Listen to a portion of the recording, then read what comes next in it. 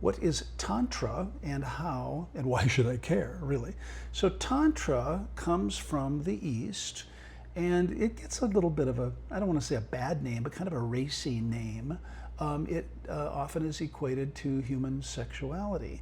And there are tantric or tantric sutras, and the most famous one is the Kama Sutra, which is the one about the sex. And it's got pictures, and in the 70s when I grew up, it was one of the kind of our versions of porn. You'd see these diagrams of people having sex in the Kama Sutra.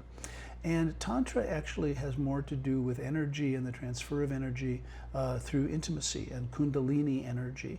And I don't have time to go through the dynamics of it, but I think it's, if you're really interested in enhancing your intimacy and enhancing your connection with your partner, do some research. Look up Tantra, T-A-N-T-R-I-C, Tantric, or Tantra, T-A-N-T-R-A, and just kind of go from there, because I think it's really great in terms of managing your energy. It has to do with what's called Kundalini energy. All right, have fun.